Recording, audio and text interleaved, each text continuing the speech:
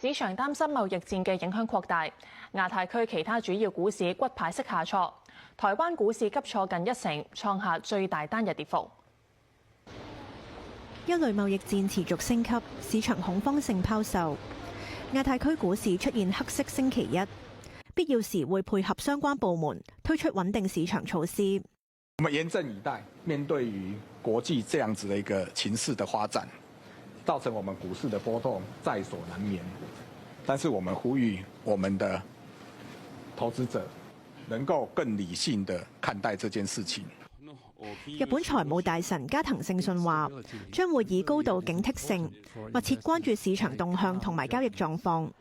並同政府部門協同採取適當嘅應對措施。同時呼籲投資者保持冷靜判斷，以要求金融機構務必妥善處理投資者嘅諮詢訴求。南韓央行話，必要時會採取可行措施穩定市場。另外，美國總統特朗普嘅支持者對沖基金巨頭阿克曼喺社交平台發文，話特朗普無差別徵收巨額關稅，正喺度摧毀國際社會對美國作為貿易夥伴嘅可靠性、穩定性同安全性3重信任。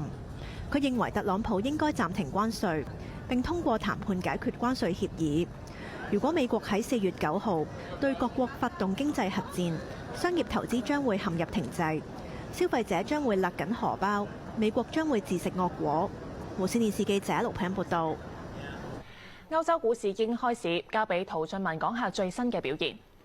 係啊，嚟到歐洲大概係中午時分啦，見到三大指數咧繼續係下挫，主要原因係美股道指期貨咧仍然曾經跌超過1300點，不過嚟到呢一刻咧，三大指數嘅跌勢有少少收窄嘅情況啊。早段咧曾經跌過5%至6之間啦，跌幅最急嘅德國股市咧，而家咧由曾經跌1003點收窄到大概4%，跌850零點啦。不過都仍然係失守2萬大關嘅。至於英國同埋巴黎股市咧，同樣都係跌至大概1至2年嘅低位，不過見到即時咧係有少少跌幅收窄嘅情況㗎。講翻外圍嘅最新一啲關稅嘅消息啦，德國嘅經濟部長就提到啦，話咧特朗普嘅關稅政策咧係對於全球貿易嘅政治攻擊咁話，認為咧歐盟應該要考慮咧運用一啲反脅迫嘅工具等等嘅。可以再跟進埋咧避險資產之一嘅黃金啦，今日走勢都係相當波動㗎。早段咧曾經跌穿過$3000，落到2971美元嘅呢啲低位啦。不過好快又再次咧係回穩上返$3000附近。